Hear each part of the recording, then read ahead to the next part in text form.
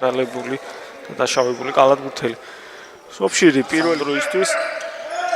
აბა ჩააგდო კი ბატონო.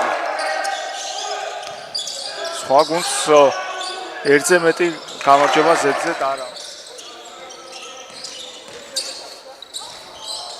აბა ესეც უცბი კარგად თამაშობს დაუფარა.